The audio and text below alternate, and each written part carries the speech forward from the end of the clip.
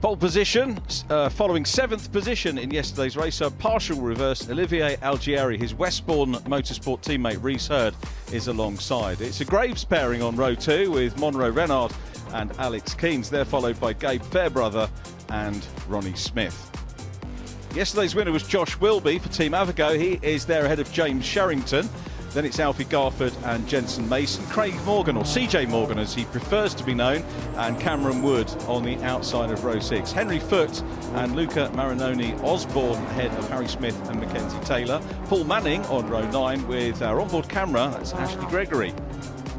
10th row, Simon Sweetland, a newcomer to the championship. Next to him, another debut man, Murray Richardson. Then it's Louis Fleet and Charlie Barr with Leo Purchase at the back of the field. But at the front, Olivier Algieri, black and white. The blue car of Reese Hurd on the front row of the grid. On the outside, Algieri boxed down a little bit from pole. And again, not for the first time this weekend, we see a driver on the outside having a very good run. And it's Reese Hurd who is quick. Algieri, though, making the best of a bad job there. Very nearly getting on terms with Hurd as they went into Paddock Hill Bend. But having said that, Hurd was quicker through Paddock Hill, and he will lead them away and around Druids for the first time. So a good, decent start from him. And if you can get away in these early stages, doesn't make life easy, because we saw yesterday drivers can close in from further down the field, but that early advantage can perhaps come into play, assuming that we don't get a safety car. And yesterday we were safety car free. Keep your eyes on the green and yellow machine, driver who climbed up through the field yesterday extremely well indeed. That is Alex Keynes, who managed to get into the reverse part of the grid as they fight it out over the first lap. Championship leader Josh Wilby, he's one to watch as well. Side by side they go with Gabe Fairbrother looking on the outside run. So Gabe Fairbrother with the Accelerate team on the outside of Algieri. He's going to get this, he's complete, isn't it? Round the outside he goes. Got to say, Gabe Fairbrother, pretty impressive setup in the Accelerate Motorsport camp, but he was out very early this morning signing and handing out posters for the young fans, and we've got a car off into the dirt, into the gravel, so I reckon that is going to be an early safety car, so nobody's going to get the early break. It's Paul Manning in the Manpower Motorsport car, who very sadly has gone off the circuit, so very disappointing for Paul Manning in the 46 car. It's his first non-finish of the season. We've got a slowing car going along the Cooper Straight, so a couple of issues to sort out. Ronnie Smith's having issues as well in the 96. Ronnie, the reigning rookie champion, his first season last year, moved up from the BARC's Junior Saloon Car Championship. So not what the drivers wanted. Sadly, it does happen. Talking to drivers in the Caterham paddock this morning and the Mini paddock, saying, oh, you know, we want to put on a good show, we want to have a good race, we don't want safety cars. But I said, to be fair, guys, it doesn't matter what you're racing in, whether you're racing on TV or a stream or whatever, there will always be safety cars, there will always be cars going off. So don't concern yourselves too much about it. Paul Manning is out of the car. Manpower Motorsport team this year moving up into JCWs as well, with Harry Hickton amongst others. So Paul, as you can see, is okay. It's going to be half a tonne of gravel to move out. I wonder what the tonnage of gravel is moved around the circuit over the course of the year. Ronnie Smith running with Race Car Consultants this year. David Elsley's team. David, a former Fiesta champion. And Ronnie Smith moving over from Chandler Motorsport. No malice in the move, which we'll come back to. Ronnie did actually run with Race Car Consultants in the Fiesta Juniors, so he's sort of gone back to his original team, RCC Workday last year. Looks like Paul Manning was turned around, very possibly. Goes in the gravel. I'm wondering whether he had like an Ashley Gregory moment. We can see it in the background. Yeah, very nearly goes over. He was lucky not to go over there. You won't think he's lucky being out of the race, but that could have been a roly-poly, to be perfectly honest. So similar thing happened to Ashley Gregory after a breakage yesterday in qualifying. And if you're wondering why, oh, okay, so there was a little bit of contact. We think that might have been our onboard, Ashley Gregory. We might be able to tee up the onboard of that. Here's the start then. So Ashley Gregory qualified 5th for yesterday's race and put in a great time in qualifying. But then at the end of the qualifying session, had a breakage on the rear of the car and it went into Paddock Hill Bend on 3 wheels, very nearly tipped over. A lot of repairs needed to the car. They managed to get the car back out for race 1 yesterday, but it was very late being fixed, even though everybody in the paddock, all the teams were helping out. And I know Ashley wanted me to thank all the other teams that helped with spares and getting involved. But the car couldn't take 5th on the grid, had to start from the pit lane. That's why the 22 car is further back than we would expect to see it given the qualifying. So we're on board. We're going to stay with Ashley for this one, see what happened to Paul Manning. Paul's nipping down the inside of Luca Marinoni Osborne, makes the move here. Ashley stays behind Luca, so maybe picks up a bit of momentum coming out now of McLaren. Paul's on the outside, there's a little bit of a snake as Luca goes up the inside. So that's where we get the two cars together. 46 machine on the outside. Ashley Gregory's going to try and tee up the inside here. And yeah, just about room at the moment to look down the inside. So Paul is clear at this stage. Mackenzie Taylor, one of the rookies, coming up to play as well. So Paul goes, loses it. Okay, just loses control turning in. Maybe had an eye on the two cars in the mirror behind him. So it wasn't contact. Apologies to Ashley. And so you can see Paul check up. There he goes. The back flicks around. Ashley and Mackenzie Taylor doing very well indeed to avoid the spinning car. Lights out, getting ready to race here. So out front, Reese Hurd, it is in blue, that leads them around. Gabe Fairbrother in second. Olivier Algieri is in third. Then it is Alex Keynes in P4. Keynes, for me, is the dark horse from here. He had the pace yesterday. If he carries that momentum onto the remaining 12 minutes, that could be good for him. Meanwhile, we look back at Ashley Gregory in the 22 after that excellent avoidance. Luca Marinoni, it's a late start, isn't it, for Reese Hurd? And well, the others trying to keep up with him as well. They make a fine sight as they come through. Keynes has a little look, no passing till they get over the start-finish line. Keynes coming under pressure from Josh Wilby, who's the new championship leader. So the championship leader is in P5. Now, do safety cars breed more safety cars? Paddock is always the worry after a restart, but this occasion they're all okay. Pack racing going on. Alfie Garford there in the 88 car, one of the Vera Tools Academy drivers, along with Jensen Mason, who got the fastest lap yesterday. Can't quite catch where Jensen is at the moment, but Ashley Gregory, meanwhile, is looking to try and... there's Jensen Mason, just two cars in front. Luca Marinoni Osborne about to be challenged by Ashley in blue. Looks up the inside as he go into Surtees. Might chop back and get going the inside. Look how bouncy the cars are. Marinoni Osborne really working hard in the 81 car. And Ashley Gregory, who had a very good opening round at Snetterton, second in race 1, fourth in race 2, 10th in race 3. And they're the kind of results that, you know, will probably count towards a good championship campaign. Garford, I beg pardon, that's Jensen Mason, isn't it, challenging in 5th position. So Mason in 5th, third generation driver. Actually, did his granddad Nick Mason? I can't remember, I have to check that out. It's certainly a very talented engineer, Nick Mason. David, Jensen's dad, getting stuck here. Henry Foote with a purple front on his car in the mix as well. The youngster from Truro.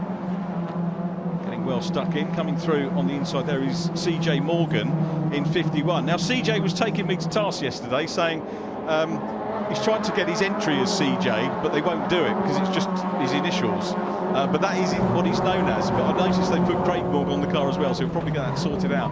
Side by side in front of us here, CJ Morgan in 51. Now that's Purchase going through. So Leo Purchase going through. Leo's past Ashley. Meanwhile, back out front, Gabe Fairbrother putting pressure on Reese Hurd. Battle on for third as well. What can Fairbrother do here? Overtaking very difficult in these cars. Not impossible, particularly on a partial reverse. Wilby grabs the curb on the inside run there. Alex Keynes on the outside. Keynes was third as they went across the line. And we've got two more cars coming up in the mix as well. Jensen Mason, the former Fiesta Junior racer, double race winner in Fiesta Juniors. The 185 car is fastest lap yesterday. Was, I know, very frustrated after the first event, but qualified well. Yes, actually qualified well at Snetterton, to be fair, but had 3 miserable races. But lovely to see him on form. Ashley Gregory on the move. What's she going to do? Looks to the inside here. 2 cars for the price of 1. Down the inside of Mackenzie Taylor, the rookie. Still trying to follow the man who passed her earlier on, the 171 car of Leo Purchase, the man from Dorchester. Not the Dorchester. It'd be a bit expensive living in a hotel, wouldn't it? But here we come, across the line again. Purchase there in the blue and orange car. Back across the line we go. And it's Reese Hurd doing a super job here of defense. If you defend well, place the car exactly where you need to, you can hold on to this. It generally is a little mistake as Purchase now goes through on the inside of Harry Smith, who I think was one of the top rookies yesterday. Had a great first round as well, did Harry Smith. And there is talent all the way down this field, and Ashley Gregory getting stuck in. Contact on the side of the number 10 car, under braking as they go into Druids. Ashley goes through, being followed by Harry Smith. Also there as well is Mackenzie Taylor looking to come through. Here's a replay. You can see Ashley here, well, has got the line. She's very definitely equal with the car. Oh, yeah, okay. So Harry Smith just comes right across. I think there might be words between the pair of them afterwards, but you saw the car come across. Meanwhile, the battle for the lead. How is this only a two-car race at the moment? They're battling hard, and Gabe Fairbrother goes for the burn-up round the outside, and he's got the position. Can he hang on to it as they go into Paddock Hill Bend? Reece Hurd tags him. They're both going to go out. Hurd's managed to carry on, and Gabe Fairbrother is off, and in the gravel it's going to be another safety car. That wasn't intentional by Hurd, but the clerk of the course, I feel sure, is going to look at that. He's going to be absolutely gutted about that contact, is Reece Hurd. To be fair, we've got to look at the build-up and see how that manifested itself. But Gabe Fairbrother, who is currently, where is he, 5th in the championship, that is not the midpoint of the meeting he wants. He's absolutely furious. The former karting champion, raced with a couple, I think raced with Olivier Algieri, he was telling me, in karts, but most of the other drivers here he hasn't run with before. That's not any excuse for anybody on track, of course. But Gabe, the very personable youngster, works for the family company, walks away. He will take that on the chin and come back. But here we go again. He got around the outside. Maybe wasn't quite room for him to come across. He'd got track position. Maybe needed to stay out a little bit wider, but the Clarks will look at it. There are always two sides to that kind of story. Let's have another look. So they come out of Clark Curve onto the Bradham Straight here, cross the line. He's got his nose in front as they do that. Goes to the outside of the track. Thinks he's clear, I think, at this stage. But then Reece Hurd wants to come back at him. And Reece was halfway up. So is the Clark going to say that's a racing incident? It's one of the reasons I've never got involved in officiating at Clark level. I really do take my hat off to the people that have to make the decisions on that sort of thing. Well, how long is it going to take these cars to get to the flag? And will we get 2, maybe 3 laps, or maybe 1 lap? We'll see. Safety car is away. Scott Stringfellow has moved away, and this is being very well controlled at the moment by Reece Hurd. So when will Reece go? Let's wait and see.